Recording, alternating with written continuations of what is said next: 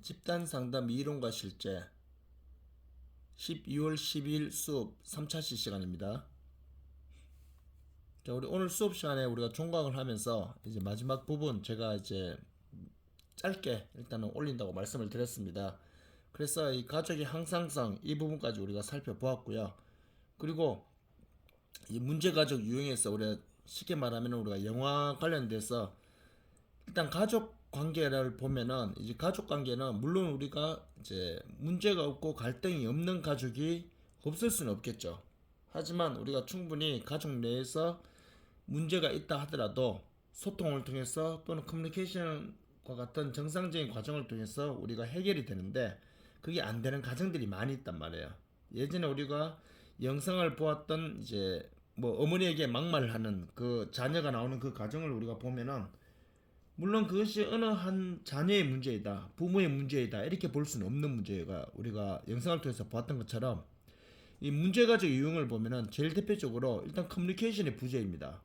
후기 산업 사회가 되면서 많은 가족들이 뭐 그에 대한 문제를 많이 내포하고 있는 경우가 많이 있는데 가족 관계가 단절되는 결정적인 계기가 서로 개인주의가 심해지고 있고 서로 가족 내에서도 같이 뭔가를 할 수 있는 그런 공감대 형성이 이 산업사회가 도래되면서 많이 약화되다 보니까 이 가족관계가 많이 소원해지게 되는 그런 것을 우리가 초래하게 되었다 이렇게 볼 수 있겠죠. 그래서 가족 유형을 보면은 지나치게 밀착된 가족은 쉽게 말하면은 애착 형성이 잘 되어서 잘 형성된 가족들은 괜찮지만 너무 지나치게 밀착됐다는 집착을 하게 되는 경우를 많이 볼 수 있죠. 그래서 제가 수업 시간에 말씀드린 대로 이 뭐 오래된 영화이긴 한데 이 올가미 영화 같은 경우 보면은 굉장히 이 집착하게 되는 것을 우리가 볼 수 있죠. 이 어찌 보면은 어머니가 이 자녀에 대한 집착을 통해서 가정이 이제 무너지게 되는 그런 것을 우리가 많이 볼 수 있었습니다.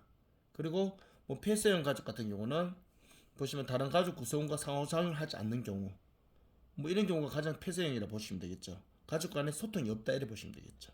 그리고 뭐 역기능적 가족 같은 경우는 일단 가족 규범이 가족마다 규칙이 있고 그 가족끼리 서로 간에 지켜야 될 사항들이 있잖아요. 근데 우리 잘 알듯이 그런 이제 가족 규범은 우리 앞서 살펴본 대로 항상성을 유지하는 역할을 하기 때문에 규범이 뚜렷하게 있어야 되는데 근데 우리 전통사에서는 이것이 굉장히 가부장적이고 굉장히 권위적으로 많이 이루어졌단 말이에요. 그러다 보니까 그 규범을 통해서 가족의 기능이 제대로 오히려 역행하게 되는 그런 사태도 많이 발생하게 되었죠. 그래서 우리가 해결 중심적 가족 치료를 통해서 뭐 이렇게 요즘 많이 상담을 통해서도 가족 관계 회복을 위한 솔루션 프로그램이나 아니면은 두란노 아버지 학교 프로그램을 통해서 또는 부모 코칭 프로그램을 통해서 요즘 많이 개선 이제 정책을 내놓고 있는데 뭐 많이 한계점은 있다 이렇게 보시면 되겠죠. 그래서 뭐 우리 해결 중심 이제 가족 치료 같은 경우는 뭐 여러분들도 이미 잘 아시는 것처럼 이 단기 가족 치료 센터 중심으로 시작된 이제 문제 중심에서 해결 중심으로 전환시킨 치료 기법이었는데 한마디로 말해서 전통사에서 문제가 있는 상담이 필요한 가정을 우리는 문제 가정이라 보았는데 이제 이 해결 중심적 치료는 뭐냐면은 이게 문제 중심이 아니라 그 가정이 해결할 수 있는 모든 것이 이제 준비되어 있다고 보는 거죠. 그래서 해결 중심으로 이제 가는 거죠. 그래서 앞서 제가 예전에 수업 시간에도 말씀드린 대로 우리가 문제 중심으로 보는 거는 다른 관점을 말하면 병리적 관점, 그리고 해결 중심으로 본다는 건 그 사람에게 해결 능력, 즉 모든 것을 할 수 있는 역량이 있다고 보는 것이기 때문에 그런 경우에는 우리가 이 강점 관점으로 개입하는 경우다라고 이미 말씀을 많이 드렸습니다. 그래서 해결 중심적 가족 치료 같은 경우에 기본 원리를 보면은 뭐 내담자의 성공적인 경험에 뭐 기초를 둔다는 거. 그렇기 때문에 이거는 굉장히 긍정적인 의미에서 다가간다 보시면 되겠죠. 그래서 제가 앞서도 말씀드린 대로 내담자의 병리적인 약점이 아니라 강점에 먼저 기초를 둔다는 거. 이게 전제 조건입니다. 그리고 나서 뭐 간략화와 현재와 미래에 대한 지향점, 합리성을 강조한다 이렇게 보시면 되겠죠. 그런 맥락으로 이루어지면서 이제 치료의 이제 목표 설정을 통해서 보통 우리가 어떤 문제가 발생했을 때는 그 문제를 발생시킨 원인이 있단 말이에요. 그 원인을 우리가 해결하기 위해서는 결핍된 욕구를 채워주기 위해서는 우선 목표를 정해야 되겠죠. 그리고 그 목표를 실현해 나가기 위한 하나의 방법이 또 제시돼야 되겠죠. 이런 식으로 목표를 정하고 실현 가능한 즉 구체적인 목표를 정한 다음에 이렇게 이제 직접적 행동을 하면서 이제 밑에 보세요. 없는 것보다 있는 것에, 즉 다시 말하면 뭐냐면은 옛날 이제 병리적인 관점으로 하면은 아 이것도 없고 저것도 없고 그것도 없고 이렇게 되지만 강점 관점으로 보면은 이게 없지만 저거는 있고 이게 가능하고 이런 식으로 이제 개입을 하는 거죠. 그렇기 때문에 비록 너가 성적은 많이 나오지 않았지만 앞으로 더 열심히 하려 하는 너는 마인드가 형성되어 있고 열심히 공부할 수 있는 건강이 있고 그리고 그걸 뒷받침해 줄 수 있는 부모님의 스포트 지지가 있다면은 이것이 바로 뭐냐면 비록 지금 성적이 안 나왔다는 단점은 있지만 그걸 강점으로 이렇게 돌려서 우리 이야기할 수가 있겠죠. 그런 맥락으로 여러분들이 봐주시면 될 것 같습니다. 그리고 이제 목표를 종식보다는 시작으로 인식한다는 거. 그럼 밑에 보시면은 이렇게 했냐면 목표 에서는 끝이 아니라 그 성취해 나가야 되겠죠. 목표를 정했다고 하지 않으면 우리가 보통 그런 거 있잖아요.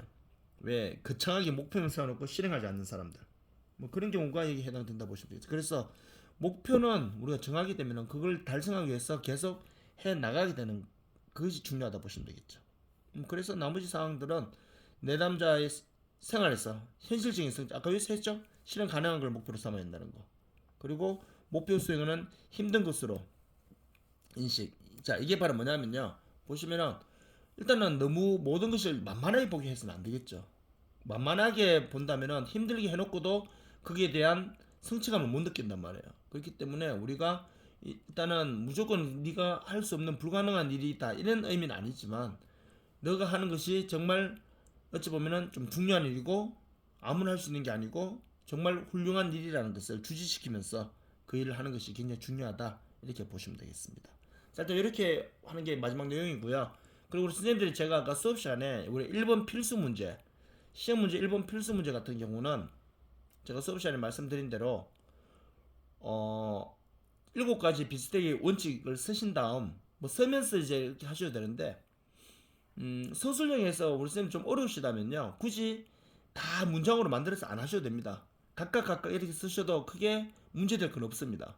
그리고 7가지 뭐 개별화, 뭐 통제된 정서적 관여, 그리고 뭐 비밀 보장, 그리고 뭐 수용, 뭐 이런 여러 가지 7가지가 나오잖아요.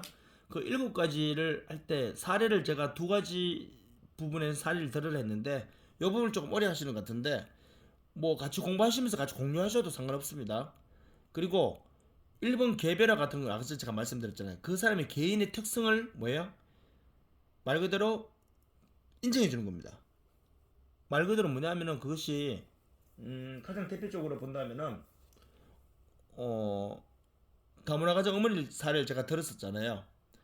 다문화 가정 어머니가 한국에 온 지 5년이 된 어머니는 이제 한국 생활 적응 잘해서 잘 사는데 음식 문화도 잘 적응했고 10년이 된 어머니가 아직 한국 음식 때문에 힘들어한다면은 상담자가 5년 된 사람들도 이렇게 잘하는데 10년이 돼놓고 왜 이러세요? 이렇게 하면 안 된다는 거죠. 이건 개별화가 안 되는 거죠. 그쵸? 개별화는 그 사람은 그 사람이고 이 사람은 이 사람인 거죠. 그래야지만 해결의 실마리가 나올 수가 있잖아요. 그렇게 일단 개입해 주시면 되겠고 통제된 정서적 관념은 이 상담을 받으러 온 내담자에게 이 상담가가 자신의 감정을 컨트롤할 수 있는 능력이에요. 내담자가 뭐 자녀를 잃고 자녀를 먼저 앞세우고 굉장히 가슴 아픈 이야기를 하는데 상담자가 그 이야기를 듣고 눈물 콧물 다 흘리면서 자기가 감정 주체를 못하면요 내담자가 굉장히 신뢰성이 떨어지겠죠. 뭐 제가 수업 시간에 사례로 말씀드린 것처럼 뭐 한의원에 목에 담이 와서 한의원에 갔는데 의사 선생님이 한의사 선생님 목이 더 돌아가져 있어요. 5일째 지금 담이 안 낫고 있다 그러면 내가 그래서 침 맞아서 나 나을 거라는 확신이 들을까요? 안 들잖아요. 그럴 땐 결과적으로 뭐냐면은 통제된 정서적 관념은 아까 말씀드린 것처럼 뭐 큰 사고를 당한 그 사람이 내담자가 자신의 이야기를 할 때 그 내용을 상담자가 객관적으로 받아들이면서 자신의 상담자의 감정을 서로 컨트롤할 수 있는 능력 뭐 이런 것들이 사례가 되겠고요. 비밀 보장 같은 경우는 우리 뭐 잘 아시겠지만 비밀 보장 같은 경우는 우리가 비밀 보장이 안 되는 경우가 있잖아요. 비밀 보장이 안 되는 경우는 자신과 타인의 생명과 재산에 문제가 발생할 수 있을 때 그럴 때는 비밀 보장이 안 된단 말이에요. 그거를 상담 전에 미리 알려줘야 된단 말이에요. 알려주게 되면요 알려주게 되면은 내담자가 이건 내가 이야기해도 저 사람이 비밀 보장 안 될 것 같으니까 이야기 안 할 수 있겠죠. 그러면 안 알려주면요, 이야기는 들을 수 있지만 윤리적 문제에 부딪히겠죠. 그래서 알려주자니 저 사람이 말을 안 할 것 같고, 안 하려고 하자니까 윤리적 문제에 부딪히고, 이런 딜레마에 빠지는 경우가 굉장히 많단 말이에요. 그럼에도 불구하고 말을 하는 게 원칙입니다. 그렇기 때문에 이런 경우에는 뭐 예를 들어서 사례를 든다면은 뭐 아버지가 굉장히 알코올 중독으로 가족 구성원들에게 폭력을 행사하는 아버지가, 자녀가 많이 성장했어요. 자녀가 상담소 쌤에게 오늘 아버지가 술 먹고 와서 또 엄마에게 손찌검을 하거나 가정 폭력을 행사하면 나는 아버지를 뭐 살해할지도 몰라요. 이렇게 말을 하고 갔단 말이에요. 근데 전화가 왔어요. 아버지 오늘 또 술 먹고 오고 있다고. 선생님, 제가 이제 제 감정을 제가 말씀드린 대로 저는 할 겁니다. 이러면 이거 비밀 보장해야 될까요? 아니죠. 타인과 자신의 생명과 재산에 문제가 발생할 수 있잖아요. 이런 경우는 비밀 보장이 안 된다는 거. 뭐 이런 사례를 우리 선생님 7개 중에 한 2개 선택하셔가지고 이런 식으로 사례를 이제 개입하시면 될 것 같습니다. 자, 이렇게 일단 이해하시고요.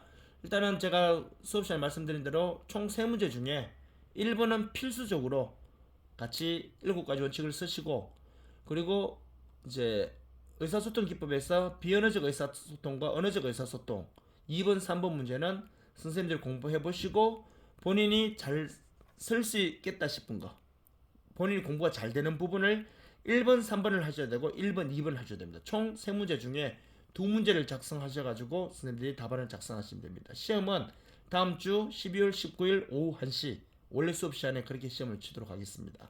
자, 일단은 우리가 여기까지 수업 내용이고요. 이제 뒤에 내용은 우리 선생님 그냥 이제 모음만 나올 건데, 일단은 출석 그걸로 들어가야 되기 때문에 그냥 이제 25분 될 때까지 이 수업 영상은 계속 이제 온 해놓으시기 바랍니다. 자, 한 학기 수고하셨고 방학 건강하게 잘 보내시고 기말 시험 준비 잘 하시기 바랍니다. 수고하셨습니다.